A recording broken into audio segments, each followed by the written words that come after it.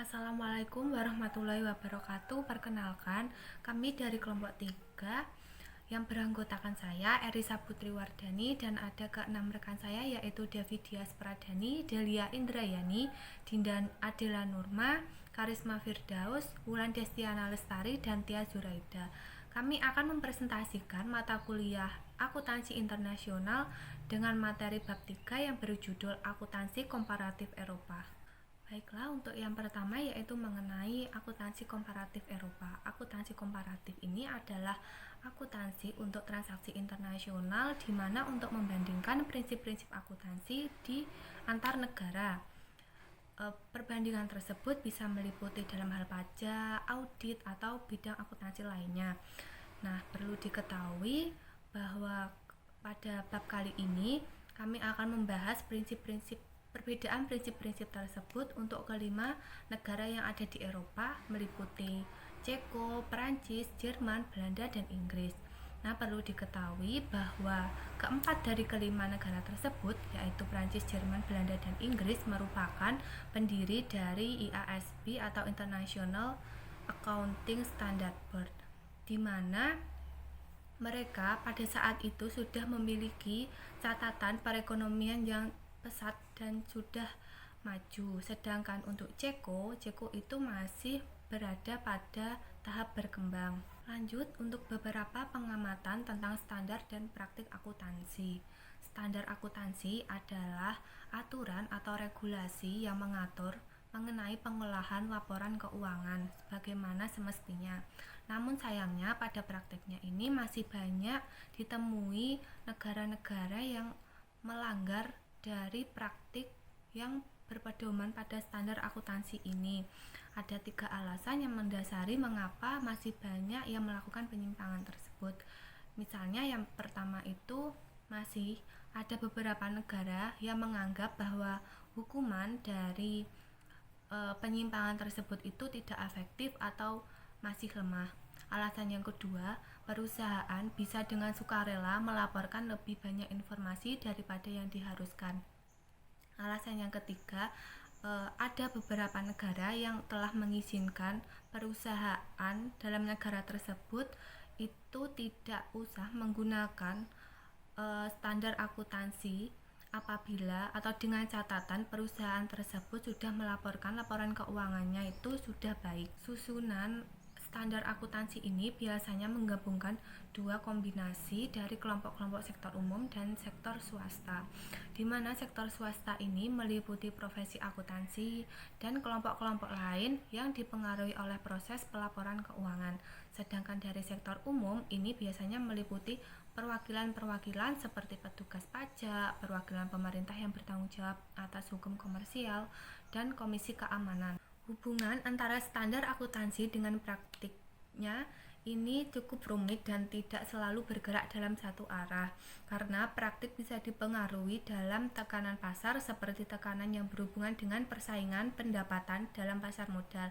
Misalnya, perusahaan-perusahaan ini bersaing untuk melaporkan informasi dari perusahaannya ini dilebih-lebihkan atau keluar dari standar yang sudah ditetapkan. Nah, hal ini merupakan tanggapan dari permintaan informasi dari investor atau perusahaan ini berlomba-lomba untuk mendapatkan perhatian investor supaya investor itu mau menanamkan modal di perusahaan yang bersangkutan.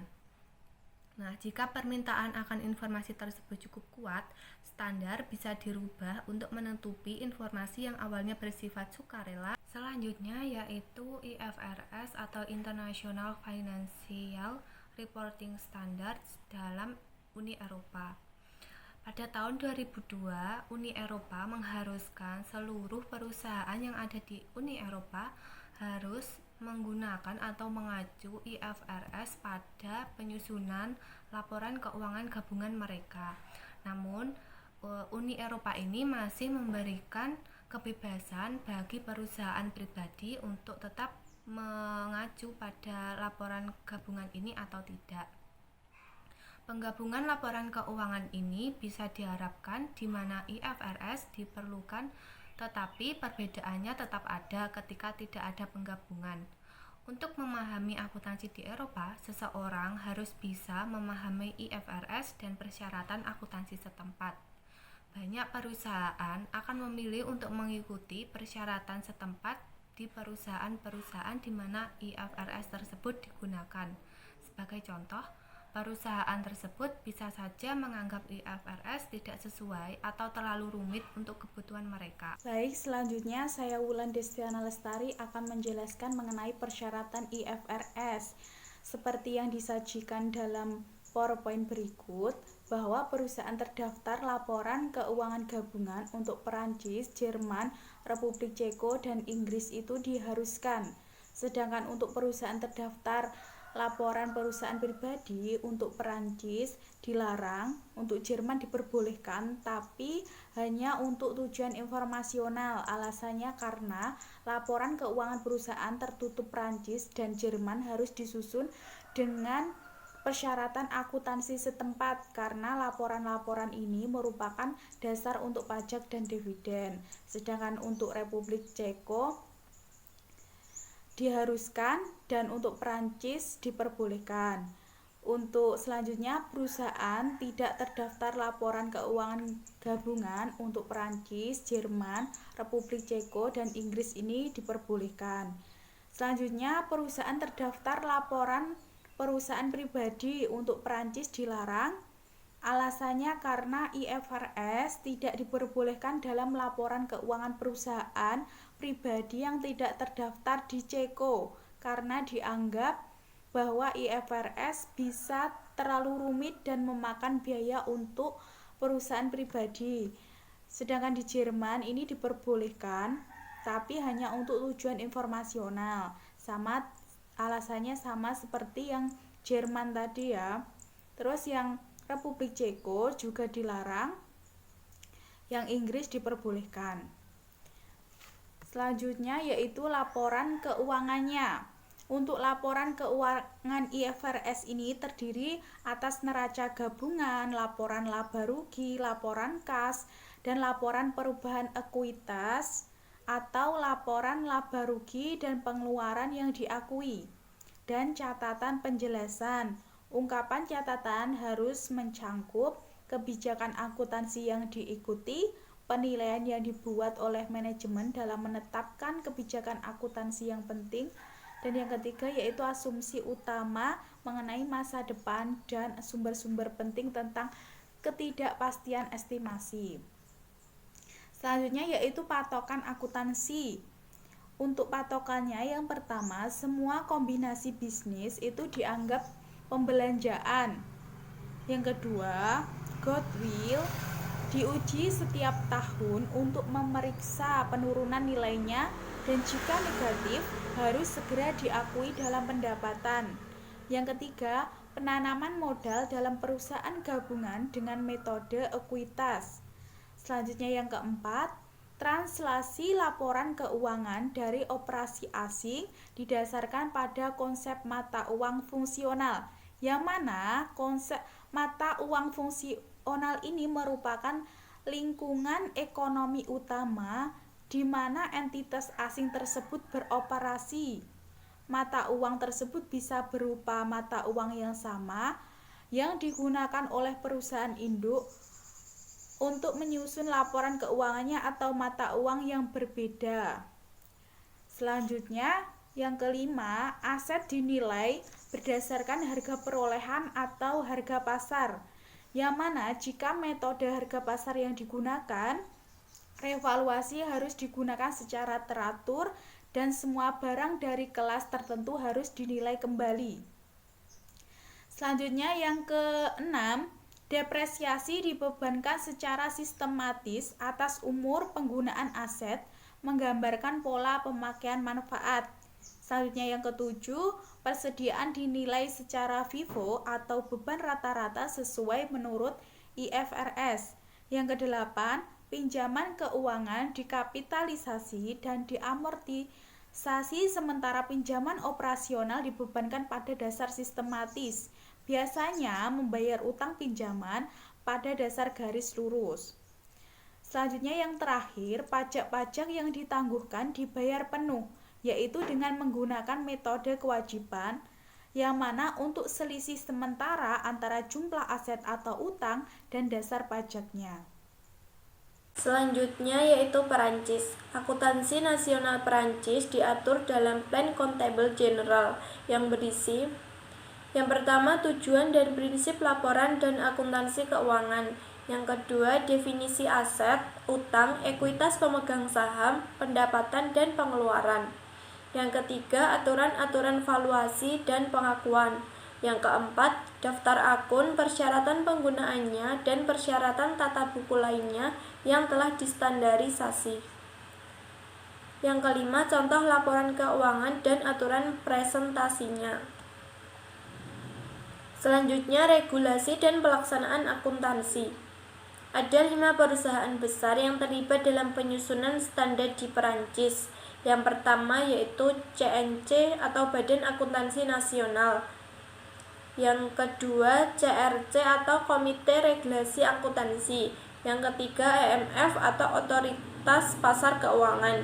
Yang keempat OEC atau Institut Akuntan Publik. Yang kelima CNCC atau Institut Nasional Undang-Undang Auditor. Selanjutnya, laporan keuangan. Perusahaan Perancis harus melaporkan hal-hal berikut. Yang pertama, neraca. Yang kedua, laporan laba rugi. Yang ketiga, catatan atas laporan keuangan. Yang keempat, laporan direktur. Yang kelima, laporan auditor. Kemudian, patokan akuntansi. Yang pertama, aset-aset berwujud biasanya dihitung berdasarkan nilai perolehan. Yang kedua, depresiasi dilakukan menurut ketentuan pajak, biasanya dengan metode garis lurus atau saldo menurun. Yang ketiga, persediaan dinilai berdasarkan nilai terendah atau FIFO atau rata-rata tertimbang. Yang keempat, biaya riset dan pengembangan dibebankan pada saat terjadinya atau accrual basis. Yang kelima, aset-aset yang dipinjamkan tidak dikapitalisasi dan biaya sewa dibebankan. Yang keenam, utang untuk kepentingan pasca pekerjaan tidak harus diakui dan pinjaman keuangan tidak perlu dikapitalisasi. Yang ketujuh, pajak-pajak yang ditangguhkan dihitung menggunakan metode kewajiban dan dipotong ketika pembalikan perbedaan waktu bisa diperkirakan. Yang terakhir, goodwill biasanya dikapitalisasi dan diamortisasi ke dalam pendapatan. Sistem akuntansi keuangan di 5 negara yang kedua yaitu adalah Jerman. Nah, akuntansi nasional Jerman diatur dalam German Commercial Code atau bisa disingkat HGB yang berisi yang pertama memungkinkan perusahaan mengeluarkan ekuitas atau utang pada pasar modal resmi untuk menggunakan prinsip akuntansi internasional dalam laporan keuangan gabungan mereka. Yang kedua, memungkinkan adanya penetapan perusahaan sektor swasta untuk menyusun standar akuntansi bagi laporan keuangan gabungan.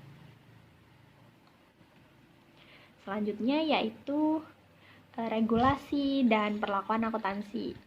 Nah, Undang-Undang pada tahun 1998 tentang kendali dan transparansi memperkenalkan persyaratan bagi Menteri Kehakiman untuk mengakui Dewan Susunan Standar Nasional untuk memberikan tujuan-tujuan. Yang pertama yaitu mengembangkan rekomendasi untuk penerapan standar akuntansi dalam laporan keuangan gabungan. Yang kedua, mengajukan Menteri Kehakiman mengenai standar akuntansi yang baru. Yang ketiga, mewakili Jerman dalam organisasi akuntansi internasional seperti IASB. Selanjutnya yaitu laporan keuangan. Undang-undang menetapkan isi dan format laporan keuangan yang mencakup yang pertama laporan laba rugi, yang kedua laporan manajemen, dan yang ketiga adalah laporan auditor. Selanjutnya yaitu pengakuan akuntansi. Nah, pengakuan akuntansi ini ada 8. Yang pertama yaitu metode pembelian atau akuisisi menggunakan metode penggabungan usaha. Yang kedua yaitu aset dan utang dari badan usaha yang diakuisisi dinaikkan pada nilai yang ada. Yang ketiga, aset berwujud dinilai berdasarkan harga perolehan. Yang keempat, persediaan dicatat pada biaya atau pasar yang lebih rendah. Dan yang kelima yaitu depresiasi dinilai sesuai dengan penurunan tingkat pajak. Yang keenam, menggunakan pendekatan mata uang fungsional terhadap translasi mata uang asing. Yang ketujuh yaitu goodwill diuji setiap tahun untuk mengetahui adanya penurunan. Dan yang terakhir, yang kedelapan yaitu pajak-pajak yang ditangguhkan biasanya tidak muncul dalam akun perusahaan pribadi, namun pajak tersebut bisa muncul dalam laporan keuangan gabungan. Selanjutnya akan dijelaskan oleh rekan saya. Akuntansi keuangan 5 negara berikutnya yaitu ada Republik Ceko. Undang-undang dan praktik akuntansi Republik Ceko lebih menyesuaikan dengan standar barat yang menggambarkan prinsip-prinsip yang ditanamkan dalam European Union Directives. Regulasi dan pelaksanaan akuntansi. Czech Securities Commission bertanggung jawab mengawasi dan memantau pasar modal. Act on Auditors mengatur proses audit. Chamber of Auditors mengawasi pendaftaran, pendidikan, pengujian, dan menertibkan auditor, penyusunan standar audit, dan regulasi praktik audit seperti format laporan audit. Laporan keuangan dalam Republik Ceko, laporan keuangan harus bersifat komparatif, terdiri atas neraca, akun keuntungan dan kerugian atau laporan laba rugi, dan yang ketiga, catatan. Pengukuran akuntansinya meliputi metode akuisisi atau pembelian, goodwill dikapitalisasi atau diamortisasi, aset berwujud dan tidak berwujud dinilai berdasarkan biaya, persediaan dinilai pada biaya rendah atau FIFO atau metode rata-rata, biaya riset dan pengembangan dikapitalisasi, dan yang terakhir, pajak penghasilan yang ditangguhkan diberikan sepenuhnya untuk semua selisih sementara. Selanjutnya, Belanda. Akuntansi Belanda memberikan beberapa produk yang menarik. Belanda memiliki undang-undang akuntansi dan persyaratan keuangan yang cukup bebas tapi standar praktik profesional yang sangat tinggi. Belanda merupakan sebuah negara hukum, namun akuntansinya diorientasikan ke arah kewajaran penyajian. Akuntansi Belanda dianggap sebagai sebuah cabang ekonomi bisnis. Akibatnya, banyak pemikir ekonomi yang dicurahkan untuk topik-topik akuntansi dan khususnya pada pengukuran akuntansi. Selanjutnya, regulasi dan pelaksanaan akuntansi. Regulasi akuntansi di Belanda tetap bersifat liberal hingga munculnya Acts on Annual Financial Statement pada tahun 1970. Undang-undang tersebut merupakan bagian dari program perubahan yang ekstensif dalam legalasi perusahaan dan sebagai perkenalan untuk menggambarkan keselarasan Undang-Undang tahun 1970 adalah yang pertama, laporan keuangan harus menunjukkan gambaran yang jelas dari posisi keuangan dan hasil tahun tersebut, dan semua artikelnya harus dikelompokkan dan dijelaskan dengan tepat. Yang kedua, laporan keuangan harus disusun berdasarkan praktik bisnis yang aman. Yang ketiga, dasar-dasar untuk penulisan aset dan utang serta untuk menentukan hasil operasi harus diungkapkan. Yang keempat, laporan keuangan harus disusun pada dasar yang konsisten dan pengaruh material dari perubahan dalam prinsip-prinsip akuntansi harus diungkapkan dengan tepat. Dan yang terakhir, informasi keuangan untuk periode terdahulu harus diungkapkan dalam laporan keuangan dan catatan kaki yang menyertainya.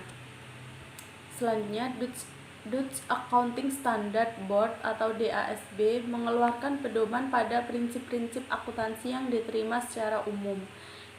Dewan ini diisi oleh anggota-anggota dari 3 kelompok yang berbeda, yaitu penyusun laporan keuangan, yang kedua pengguna laporan keuangan, yang ketiga auditor laporan keuangan. Selanjutnya, laporan keuangan. Kualitas laporan keuangan Belanda sangat tinggi. Laporan keuangan yang menurut undang-undang harus diisi di Belanda, tapi Inggris, Prancis, dan Jerman juga bisa memakainya. Laporan keuangan tersebut meliputi hal-hal berikut. Yang pertama, neraca. Yang kedua, laporan laba rugi. Yang ketiga, catatan. Yang keempat, laporan direktur. Dan yang terakhir, informasi lain yang sudah ditentukan. Selanjutnya, pengukuran akuntansi. Goodwill merupakan selisih antara biaya akuisisi dan nilai wajar dari aset dan piutang yang diakuisisi. Selisih ini dikapitalisasi dan diamortisasi berdasarkan masa manfaatnya. Metode ekuitas diperlukan ketika penanaman modal menggunakan pengaruh signifikan pada kebijakan bisnis dan keuangan. Translasi mata uang asing sama dengan IFRS. Neraca entitas asing ditranslasikan pada tingkat penutupan atau akhir tahun, sedangkan laporan laba rugi ditranslasikan pada tingkat penutupan atau rata-rata. Penyesuaian translasi dibebankan kepada ekuitas pemegang saham. Metode temporal digunakan untuk kegiatan asing langsung dengan penyesuaian translasi pada penghasilan. Baik, selanjutnya saya Tia Zuraida akan melanjutkan presentasi tentang negara Inggris. Akuntansi di Inggris berkembang sebagai sebuah ilmu tunggal, secara pragmatis merespon kebutuhan dan praktik bisnis. Inggris merupakan negara pertama di dunia yang mengembangkan sebuah profesi akuntansi yang kita kenal saat ini. Konsep kewajaran, penyajian dari hasil dan posisi keuangan atau yang biasa kita kenal dengan kebenaran dan kewajaran juga berasal dari Inggris. Selanjutnya, ada regulasi dan pelaksanaan akuntansi. Dua sumber utama untuk standar akuntansi keuangan di Kerajaan Inggris adalah Undang-Undang Perusahaan dan Profesi Akuntansi. Undang-undang tersebut menetapkan 5 prinsip akuntansi dasar. Yang pertama, pendapatan dan beban disesuaikan dengan dasar akrual. Yang kedua, aset dan kewajiban individu dalam setiap golongan aset dan kewajiban dihitung secara terpisah. Yang ketiga, prinsip konservatisme atau kehati-hatian diterapkan, khususnya dalam pengenalan penghasilan yang didapat dan semua kewajiban dan kerugian yang ditemukan. Yang keempat, penerapan kebijakan akuntansi yang konsisten diharuskan dari tahun ke tahun. Yang kelima, prinsip perusahaan yang terus berjalan bisa diterapkan untuk entitas yang sedang dihitung. Kemudian, di slide berikutnya, ada 6 dewan akuntansi di Kerajaan Inggris yang dihubungkan melalui Consultative Committee of Accountancy Bodies atau CCAB yang dibentuk pada tahun 1970. Meliputi yang pertama ada The Institute of Chartered Accountant in England and Wales. Yang kedua, The Institute of Chartered Accountant in England in Ireland, tepatnya di negara bagian Ireland. Yang ketiga, The Institute of Chartered Accountant in England in Scotland, tepatnya di negara bagian Scotland.